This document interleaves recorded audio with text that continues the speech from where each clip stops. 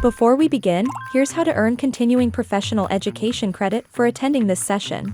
Gain valuable insights by attending the podcast, then complete the assessment test to download your certificate. To do this, follow these simple steps. Click on the link in your description to access the session. Create a free account and attend the podcast. After the podcast, take the assessment test and download your certificate. It's easy, and it's free. We highly recommend checking out our subscription.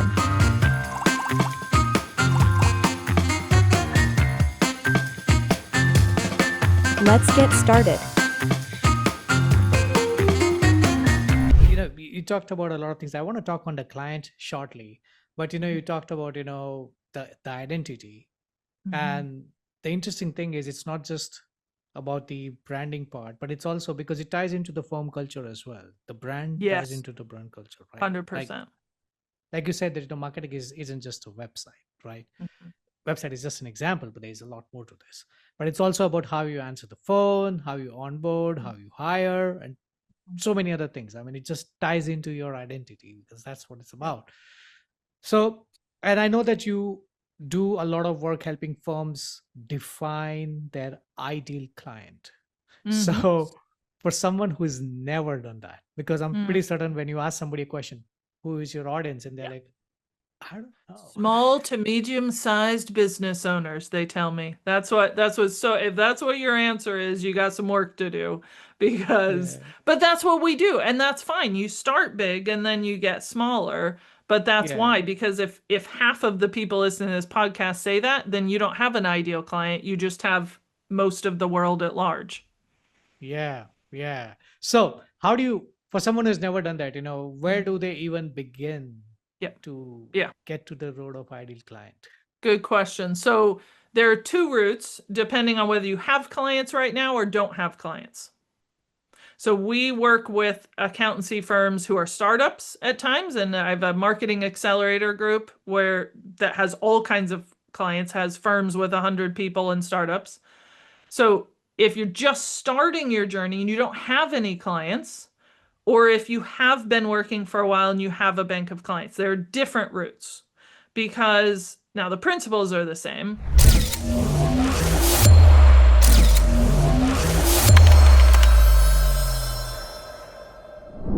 Hello, everyone, and welcome back to We're Trying to Figure Out with Saul. I'm your host, Saul, and today we are figuring out why so many accounting firms think their marketing is broken, when really it's just misaligned.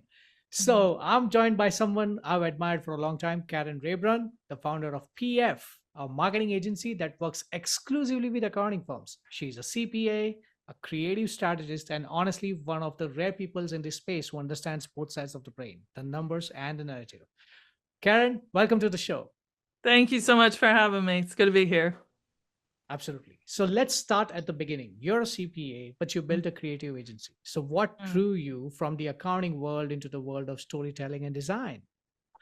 Yeah, it's a great question. It was very interesting how I got into accounting because I was studying business in general at university, and Mhm. I had an accounting teacher, Dr. Wilburn, wonderful person. And she was like, "Do you know, you could major in accounting. This was in the States. That could be your area of study." And I'm like, "No, accounting is so boring." Sorry, no offense, everybody. The story ends better. And she's like, okay. And I kept taking her classes. Her husband was a professor as well.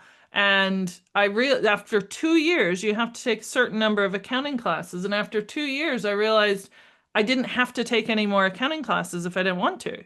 And everybody else is like, oh, phew, I'm so relieved. And I'm like, oh man, those were the ones that really challenged me. And I get it. Like, there's something about accounting that is very tidy. You Yeah. just, if this plus this equals this, you're good. And if it's not, you got to find what's missing. So Yeah. I like that. I am a fairly organized person. I'm definitely a planner, but I'm also a very last minute person. I'm very haphazard. I am deadline orientated. If I have a deadline, I will get it done. Otherwise, I will not. And I have a creative mindset, and I know that. I love drawing, sketching, photography. And so I knew that about myself. And I think that's why I resisted going into accounting, because I'm like, oh, it's too tidy, it's too organized.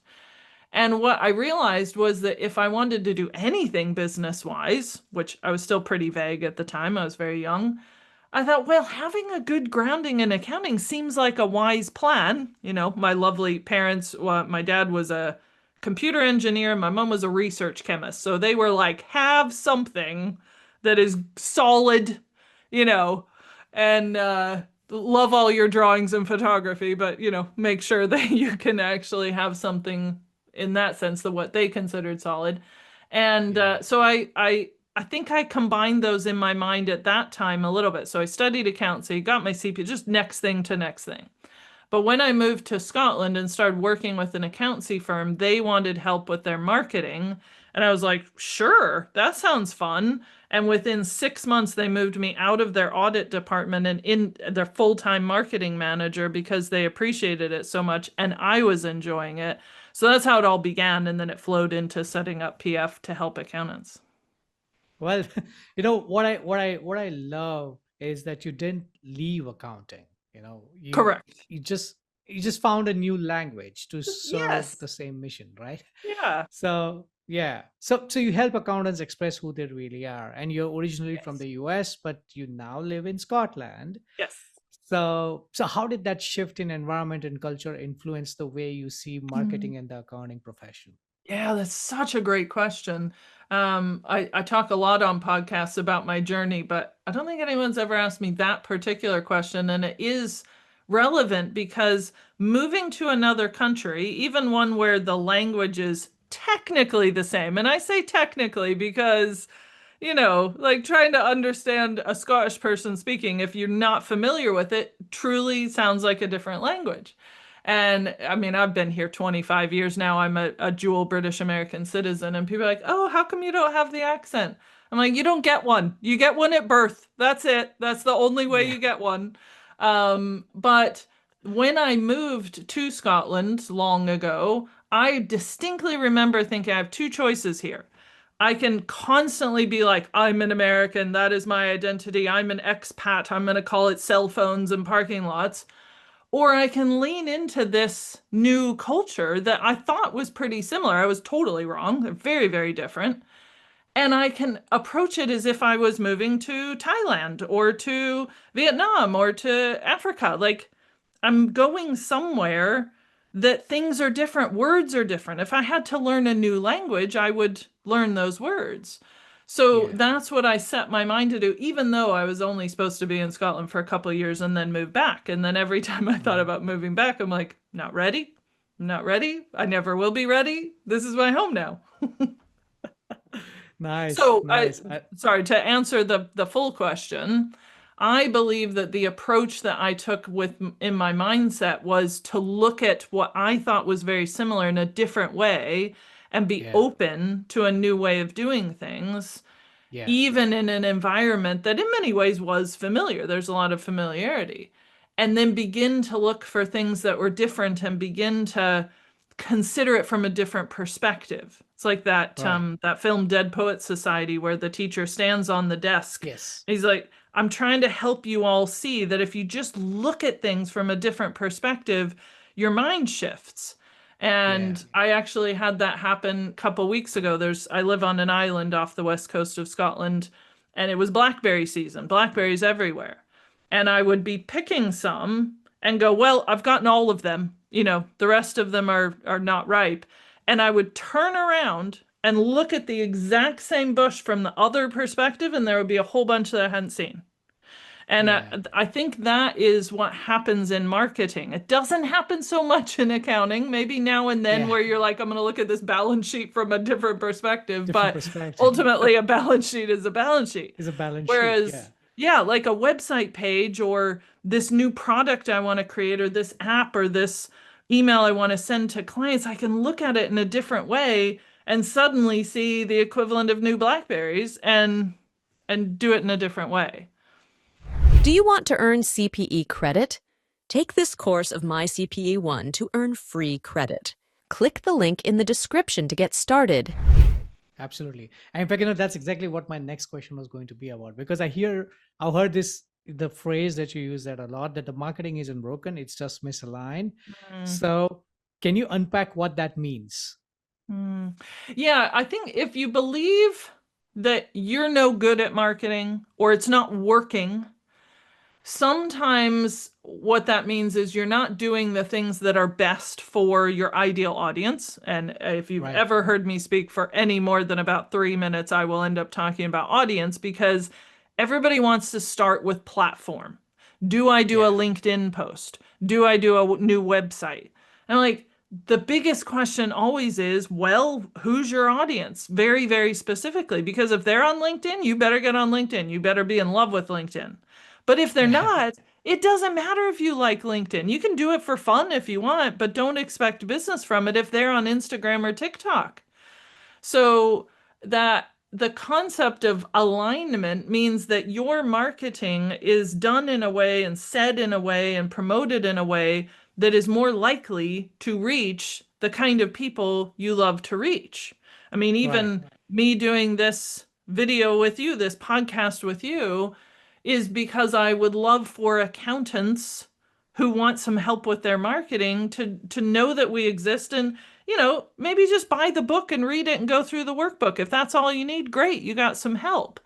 But that's Yeah. why I talk to people who talk to accountants as opposed to being on some random podcast Yeah. for health and mental health, which is great, and I support that. So, as an accountant, when you're thinking about if your marketing is working or not, the biggest question is, am I crystal clear about my audience? If I am, Yes. then Yes. how do I align my marketing to the things and places and that they are more likely to show up? How do I word this website page so that the craft brewery owner or the dentist is going to find that appealing? And that's Yes. where the alignment comes in. So encouragingly, if you've only been focusing on platform, that could be why you think it's broken. And if you turn your attention to the message, I think Right. if there's anything that I could encourage an accountant to do, it would be to turn your attention from the platform to the message first. What is it that you are trying to get across? It is Right. harder to write a 4-word headline than a 4,000-word blog post. Much Yeah. harder. Yeah. You True. know this. So, because to make an impact with a few words is so much more challenging. I mean, this hour of podcast that we're going to talk and talk and talk and talk, and some of you will grab some nuggets, will probably never have the impact of that famous, I think it was Winston Churchill speech, where he said to a bunch of soldiers, and he just said, young men, never, ever, ever give up. And then he sat down. That's Yeah. gonna stick with that would have stuck with them forever, because it's so short and sharp. And Yes. I'm great at babbling for hours. I love it and I enjoy it, and I hope, people get loads of nuggets from this. But it is much harder to say something that has impact like that. So turn your attention to if I could get it down to 4 or 5 words, if my Yeah. speech was like that, what Yeah. would my speech be? And you're going to be working on that for years. So don't expect to have that done with ChatGPT in a weekend. Do not. Just keep playing with it. Like I love Yeah. ChatGPT, but like ChatGPT is not your marketing savior. It's not Yeah. your abdicator where you're like, oh shoo, I'll just hand that off. You need to play with it and use it as a team member. Well, in fact, it's so funny that, I was just talking to somebody before this podcast. All right. And we were talking about sloppening, the AI sloppening that's happening. We have a scroll Oh, slop, we have a binge slop, and that that's going to is happen. 100%. Yep. Yeah. Yeah. And, I mean, like, there's something I just told that person that, because this was something that I read somewhere else, but I just quoted it to him that, listen, man, when a measure becomes a target, Mm-hmm. that becomes a problem. All right. Mm-hmm. So, because we got to constantly evolve and get to that point. If we set the bar so low, Yep.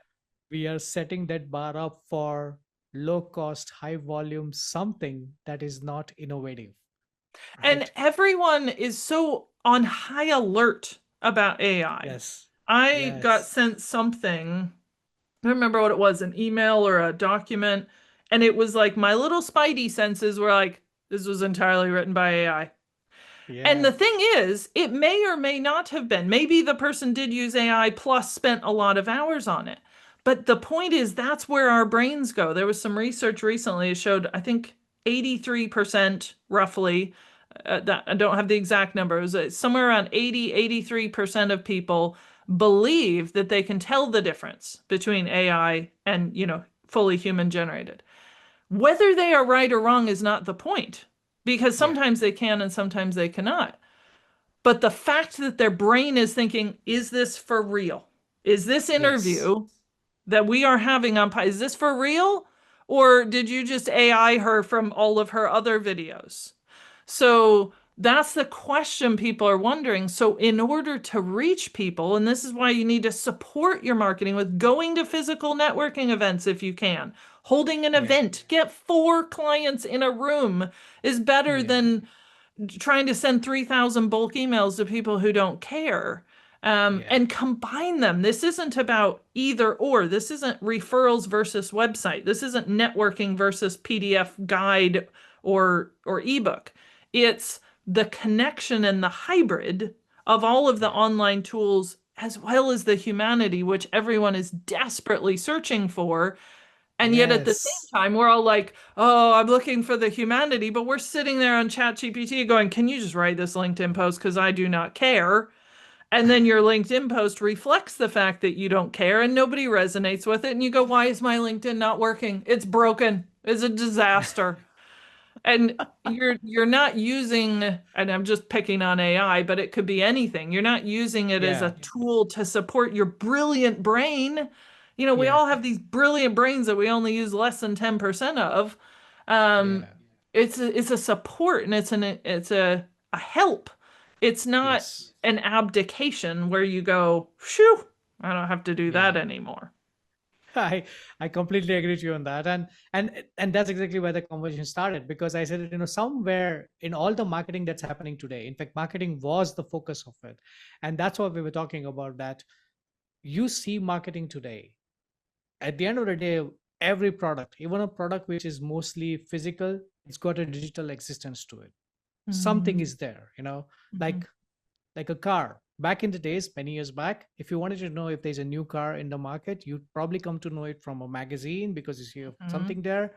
You probably see an ad, or you'd probably see it in an auto show, a prototype. You go You're to a going to dealership. the, Mm-hmm. or you go to a dealer and you see it there. But today, there is a digital version of it right there. You could go onto some website that also gives you a 360 view of Yep. the interiors in an AI or something. Mm-hmm. Every product has got a digital version to it. But unfortunately, together with that, there are a lot many products out there that are just digital products. And Mm-hmm.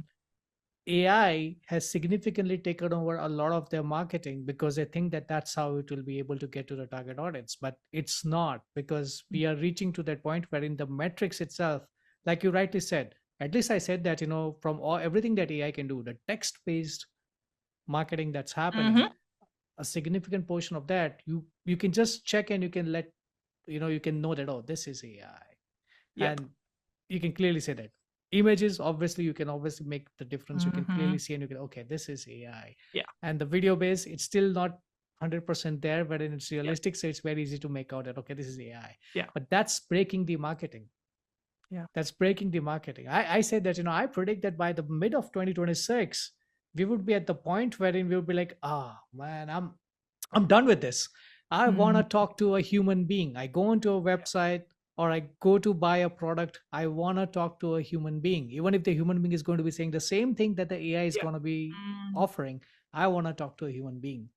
yeah. And which was very I, funny because I was like, which is very funny because I was like, I'm going to be doing a podcast. And surprising thing is, I do podcasts with real people. I predict yeah. that my podcast is going to become a rare commodity. Access latest and trending CPE courses with my CPE One Unlimited Access subscription. Subscribe now. Yeah. Well, and this is the thing, like, I think that is true for certain products or certain services. Yeah. And so far, And I'm willing to be wrong. I'm willing for things to change my mind because, we've got to stay curious and open. But so Yes. far, I've been working with accountants or as an accountant for over 20 years. And the Yeah. one thing that has not changed at all in the tiniest way since day one when I was a little mini me was an auditor, and day now today in 2025 is that accounting has a relational focus. There is a Yes. relationship that is happening because the things that the accountant knows about Yes. me as a human being, as a business owner, not just Yeah. a business owner, but a human person in this world, uh, are relational and they are very important to me.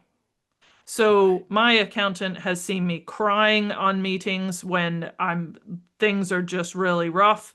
My accountant has seen me celebrating. My accountant has sent me flowers and whiskey when I finally bought the house that I'd been dreaming of for 15 years.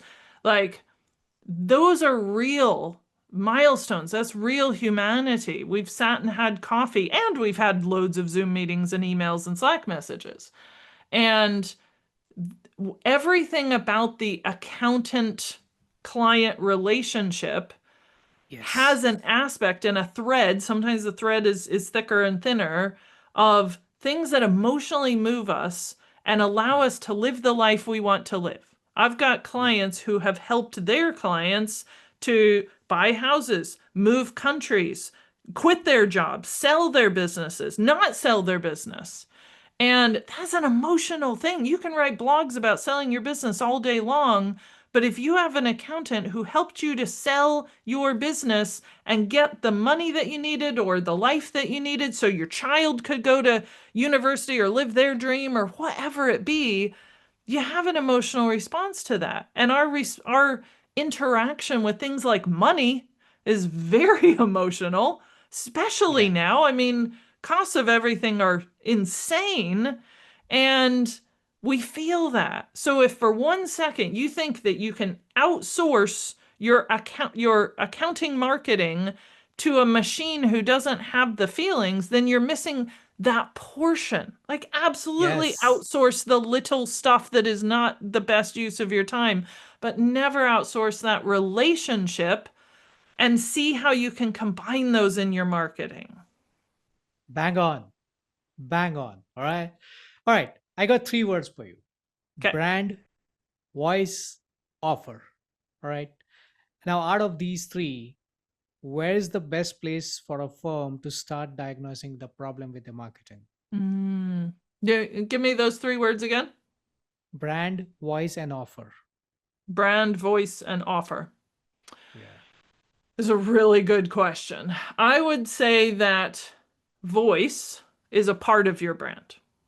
Yeah. So if you're going to understand what your brand is, then your brand values, your brand audience, all of those are going to inform what your brand voice is, how you speak, how you get the offer across. The offer is the services that you have for the people that you want to serve, the kind of people you enjoy having these relationships with. You like having meetings. You would get together with them even if they weren't a client, sort of thing. And so if you're trying to figure out where your marketing feels broken, but we know there maybe is just an alignment issue, then there are elements of the brand that I would begin with. When we say brand, it's so big, you might be going, Yeah. do you know what? I don't have time to worry about my brand. I just need to get a few new leads. And I know some of you listening are in that place because we're in a nervous climate. We're saying it's not officially a recession, but it's tough. And it's tougher for some people than others, and prices are higher. So people are nervous. And when prices are higher and people are nervous, they want more information. So the best place to start then is just to quickly check, even if you don't have 3 months or 6 months to rebuild your brand, just quickly check, am I crystal clear about my audience, who I'm talking to? Do I know how they feel or how I want them to feel? And therefore, does my offer address that? Because All your right. offer probably isn't going to change massively. We change our offer Yeah. now and then. If you looked at the PF of 2012, our offer was that we did monthly outsourced marketing. We still do that today. Night and day, the sort of things that we do, but the general approach is that we help an accountant or an accountancy firm with getting some marketing actions done that is not the best use of their time, but still requires some human strategy as well as the robotic support that we all get. So if you begin with, is my offer addressing those feelings that those people have, I think you're going to get a whole lot farther forward. So I sort of just answer your question by saying you consider all three at once, but that is marketing as well. You cannot pull one thing out and say, if I fix my brand voice, I've fixed everything. Because if you're going to fix your brand voice, you're going to say, well, how do I want them to feel? How do I want who to feel? Well, I want, 30 to 40-year-old owners of craft breweries to feel like this. That's a whole lot different than lawyers. Yes. Or dentists or whatever it be. Yeah. And, I wouldn't have had any other version of answer. I think you've answered beautifully to that question. So thank you. Thank you for sharing that. Now, you talked about, just a while back that, a lot of people listening to this podcast may say that, they're taking care of, the brand is not a problem. Just get with the leads. But there are people out there. I mean, I've done a separate podcast on brand love with another gentleman, Dr. Aaron Ahuvia. He talks about brand love and why we connect to those brands. But that's a different case. But I'll be honest, a lot of CPAs don't know who they are as a brand. Right? Yes. So why is identity the starting point? Yes. Such a good question. And I can see why you have a whole podcast. You could have an entire podcast where every episode was on brand because it's that important. And it's also such a big part. It's like your business identity, the way your own personal human identity is yours from the beginning of your life to the end. So if you think about, if you're anything like me, how your identity and your perception of your human identity has changed. If I went back to 13-year-old me, I'd be like, wow, wow, we have different perspectives on identity. Now, the core me, the best of me, was still there at 13. But there were so many things I didn't see and perspectives that I didn't have and a lot of negative perspectives that I had about my identity. And I've worked on a lot of those over the years to look at it from the right perspective. So you do a similar thing with your business brand because your business changes over the years. If it doesn't, you have a bad business. That is a fact. As it changes, now sometimes it changes without your permission. You're trying to go this way and it begins going another way. Sometimes it changes because the economy, the culture, the society, things like AI that we're dealing with changes it for you. And sometimes it changes because your audience begins to understand you in a different way. And if they begin to understand you in a way that you are not okay with, then you have a big job to do to reacquaint them with the true identity. So if they are seeing you as 13-year-old you, and you are grown up now and you have a better approach, but they are not seeing that. They have an old website. They have an old logo or colors or tone of voice or perception of who you are, then they are going to think that you are that other identity. And then they come in and they have a meeting and they go, oh, this is actually really good. You guys are really switched on. I didn't realize. If somebody ever says that to you, thank them and, make sure you understand what it is that they see differently and then get yourself to your website and fix that ASAP because they got a perception, and I use website as a core, but there's lots of other things. They got a perception of you that was wrong. That is dangerous. You do not want somebody going, God, I thought your website was really dated and old, but you seem really modern and amazing. That's a conflict. That identity doesn't match. So the reason that one's so critical and so big is that your identity is going to keep changing. So don't stress too hard about it. Make a little change and then make another one. And from time to time, you're going to have a big rebrand. We all do it. I started business with a business partner. We ended up wanting to go different directions. I bought him out. and I rebranded. That was the first Yeah. thing I did because I'm like, this is mine now. This is my identity. This is not the Right. things that we did. That was fine, but that's why we're not resonating here, because I want to go this way and my new brand's going to reflect it. We are currently at PF right now in the process of a brand adjustment. I wouldn't say a Yeah. full rebrand, but we're starting to introduce a few different colors, take out some of the paint splashes and the scripty font and the thing, even, oh, I don't have the shirt on today, but we have a shirt that says "You are creative" and it has a big paint splash on it. I still stand by that message. You are creative. Every human being's creative. But the paint splashy scripty font gave us sort of childlike approach, which was pleasant and friendly and optimistic. But we are going down the analytics route now more than ever. What are your data telling you? What's your marketing analytics telling you?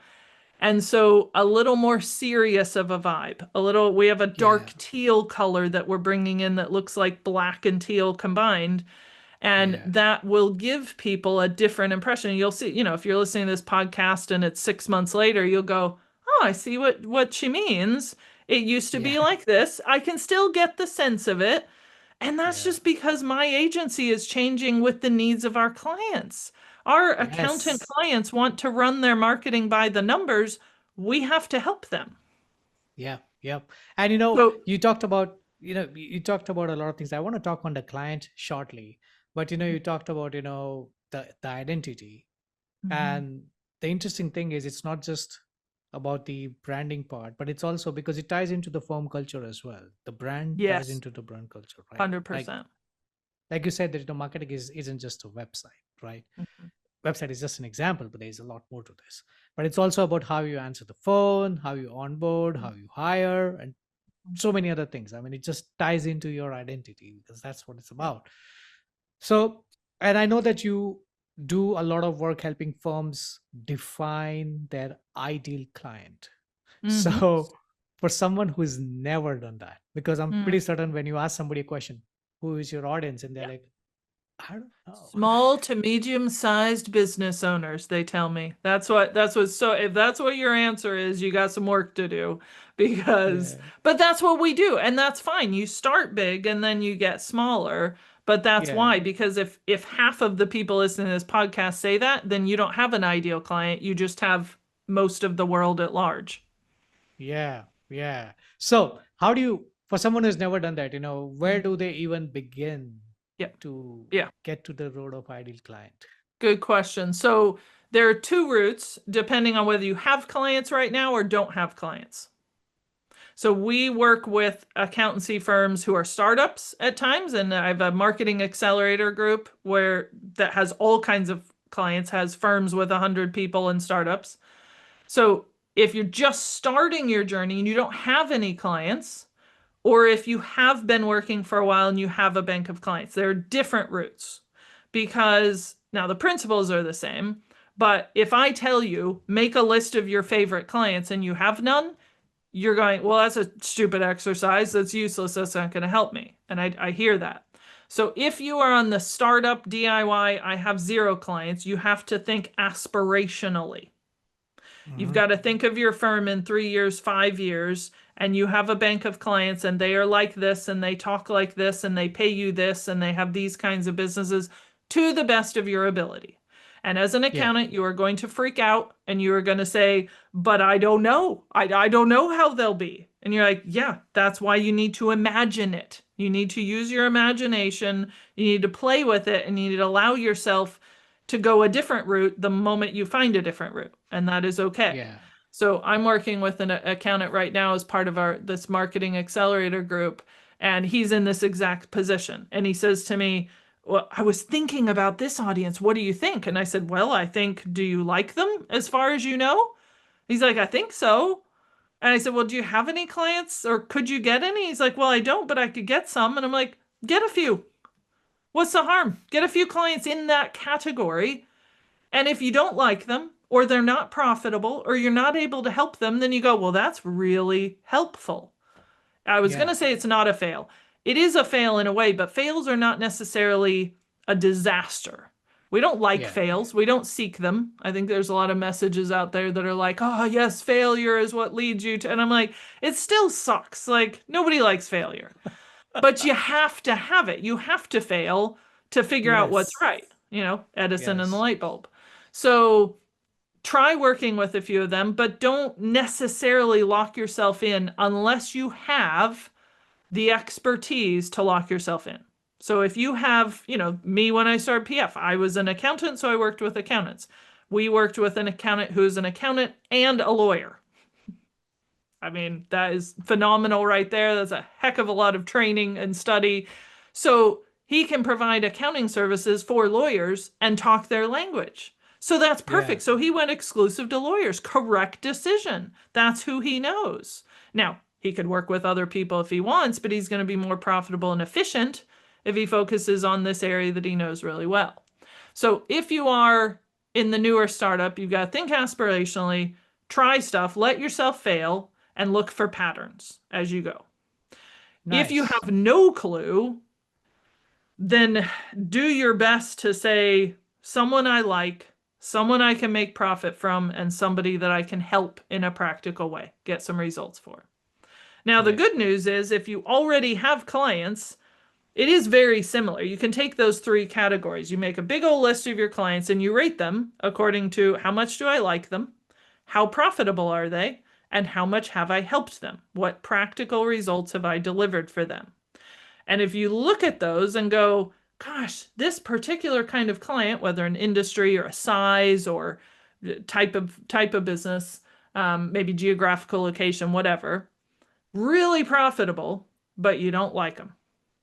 Yeah. I insist that you have at least two of the three, and ideally you have three of the three.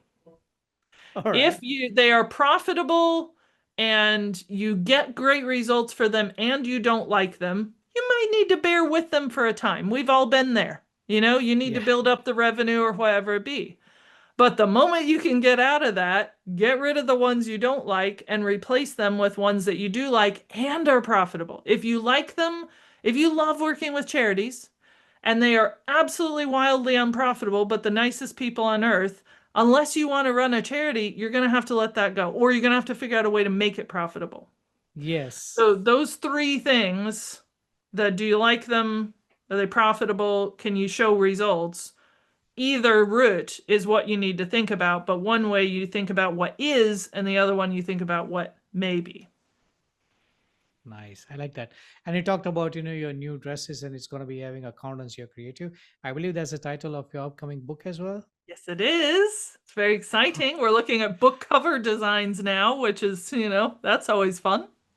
Yeah, absolutely. So first of all, I have to say, I love the title, and I'm always curious, and for everybody who is listening to this podcast, what has inspired you to write that book?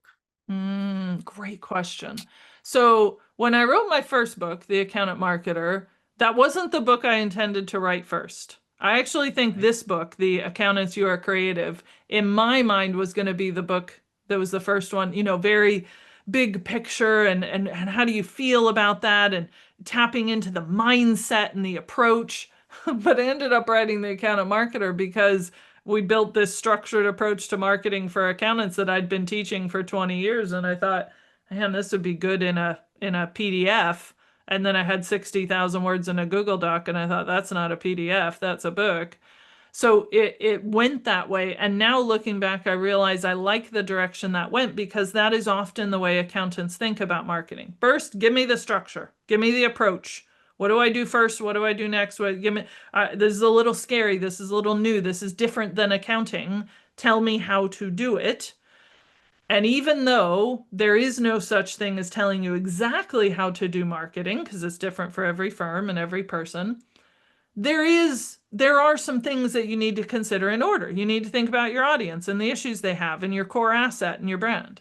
So the book goes through those. But while I was writing that book, I was still thinking about and talking to accountants about you can have all the structure in the world, but if you don't open your mind to the fact that you are a creative human being with good ideas, with brain waves, with marketing tactics that you've come up with or could come up with, then you're going to squish yourself down and you end up going to boxing your marketing into okay, what works for everybody? There's nothing that works Yeah. for everybody. So this second book is like, okay, there's the structure. It's good. Have that in your mind. Now begin to accept that you and your team are creative human beings who have great ideas that you can play with.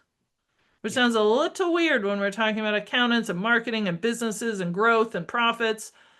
But you're going to have to start playing with things. You're going to have to, there's a whole section in the book about let yourself fail. Not for the purpose of failing. We don't seek failure, but you're going to have some fails. So if you're going, well, I have to have the most perfect email that has ever left the email inboxes known to humanity, it's probably going to be a pretty crap email because you're overthinking it. But if you throw in like, hey, what if I send an email once a week to, I have a client in the States who sends an email about a chat GPT that he created for his accounting firm, and he sends little GPT tips every week. And he does that on a Saturday morning. He just does it because he enjoys it. And he wants to get people on his list. And he has maybe 80, 100 people on his list, but he does it because he knows there's something, and he's tying it in with all these other things he's doing. He's creating a survey for his ideal audience. It's a niche industry. He's creating a survey, and then he's going to do that survey every year. And then you're going to fill in the survey. You're going to get last year's survey. You're going to sign up for the GPT, and it's going to all tie together. And some of those things he's doing are going to work, and some of them are not. He tried a wait list for new clients. And he was just going to say, once a year, we're going to accept new clients. I'm going to have this wait list, and it's going to be a totally different way to do things. Brainwave, right? And I said, well, I don't know. It could be awesome. It could be, let's give it a go if you're comfortable with that. And he was very excited. And he had people on the wait list. And by the time he got to the time they were ready, not one person came back to him. And he goes, well, that was a fail. How will I do it differently? Like instantly, his mind was, okay, that did not work. Let's figure out what did work. He didn't beat himself up. He didn't say, I've ruined my whole business, because he didn't. But he said, something's not working there. Okay, I'm going to change this. And that is the mindset and approach that I want to encourage accountants to lean into. I'm not going to say encourage you to have, because you have it. You are a creative person. You have great ideas. But I want you to lean into the best of who you are as a creative human, and your team too, because the clients we work with, the accountants we work with who get the best results, they get the revenue and the profits and the leads that they want, those are the ones who are constantly coming to us saying, I had an idea. I tried this at the weekend, or whatever. It doesn't have to be the weekend. We have a client we're working with who we're doing loads of stuff, website, SEO, and scorecards, and that's all ticking away. And they're like, so we decided to start this little podcast. It's like a little 20-minute episodes, and it's going to be a short. We just thought it would be fun. And we're like, that is such a great idea. Let's see how it goes. And we can put the links to the podcast episodes in these pages and help with SEO. So I was thinking about how effective it is when we have a relationship with an accountant who isn't like, cool, PF will do my marketing. Now I'll just go and do those things. That's not what we want. It's not what you want. But when you are trying stuff and you know that the foundational marketing is ticking away at the same time, that is a beautiful combo. So the first book and the second book are going to be a beautiful hybrid of you, the accountant. You're a creative human being who happens to be an accountant and own an accounting firm, and here's the structure of marketing. That's a beautiful combo, and you're going to do it well. Wow. Thank you for sharing those insights. And I'm sure it will be very helpful for a lot of people who are listening in. And for the leaders who are listening into this podcast, how can they start creating a space for creativity within the firm? Being a creative person themselves is one thing, but how do you also foster a culture of creativity into the firm? Yeah, that is a whole book, and it's definitely a couple chapters within the book and sections of it, because once you've recognized that in yourself, then showing first by example. So the things that you do, saying to the team, I tried this and it failed. I want to show you how it failed and what the numbers are and what I'm trying now. That Yeah. gives them the message that failure is not a disaster. It doesn't get you fired. Yeah. Like a lot of team members in any company, but also especially accountancy firms, are going, well, I don't want to fail, because if I fail, then I have no job. And that's where their mind goes. So Yeah. reassuring them that you want to hear their creative ideas and giving them room to fail in a tiny little way. So my Yeah. suggestion would be that you get yourself a budget of some kind. Could be 50 pounds, $100, $10, I don't care. Put some boundaries to it. Oddly enough, creativity flourishes with boundaries. That's a whole nother section too. Yeah. So you put some boundaries around it and you say, you have this much to play with to do this thing. It has to be for something that the team member is already interested in. So the team member comes to you or mentions or says, I wish we could do this. Give them a little budget with it and say, I would love to see what you do with this.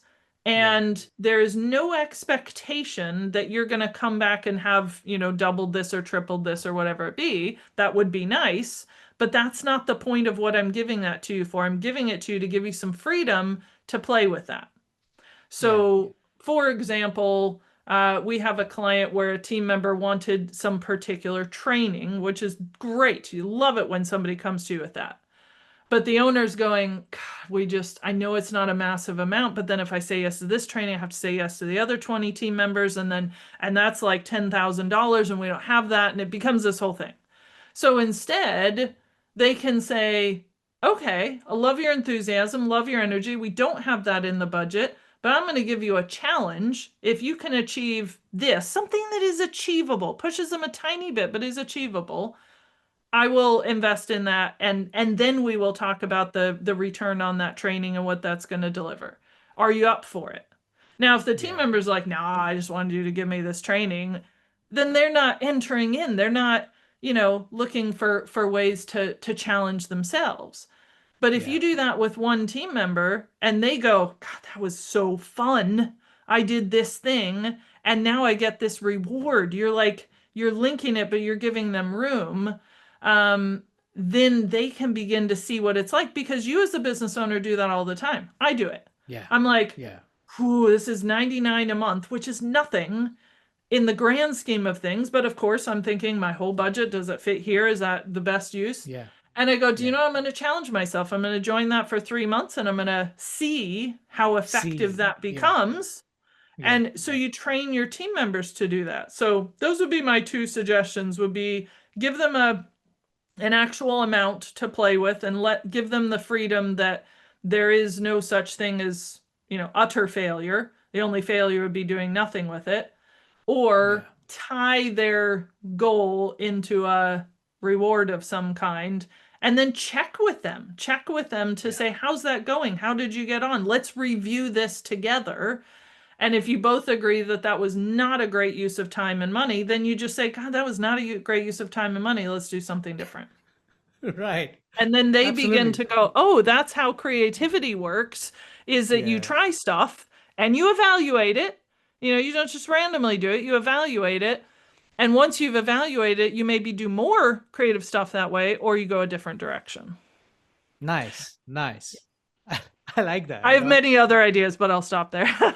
No. I mean, I would love to continue talking, because you rightly said, there's so much about this podcast. There's so many tangents to it that we could talk about. Yeah. But at the end of the day, we want to keep it within that timeline. So, Yes. this has been a refreshing conversation nonetheless. So, Good. where can people go to find your books or learn more about PF, or even just work with you? Yeah. So the best place to go is our website, our hub. We're trying to lead by example here. So you go to wearepf.com, and there's options at the top menu for the book. Usually the book is the first place I would recommend you start. If you don't know where to start, buy the book. You can get paperback, ebook, audiobook, off you go. There's a workbook, got all that stuff in there. So the book would be the first place. The second one is the Marketing Accelerator group. That's where we have live coaching sessions every week for 8 weeks. And I lead the sessions, and you get personal feedback from me and the team for anything you create, any content, any website pages, any videos, anything. We will send you a video or notes and say, here's how you can make it better, or that's awesome, get it out there. So start with either the book or the coaching. And if you want to leapfrog past that and get to the outsourced CMO work with us, there's a get started button and you can fill in discovery form. Brilliant. Thank you so much. I'm going to be sharing all that in the call to actions in the show notes as well. So it's handy for people to get in touch with. And with that, Karen, I want to thank you for your time and everything that you shared. It's been phenomenal. So thank you so much again.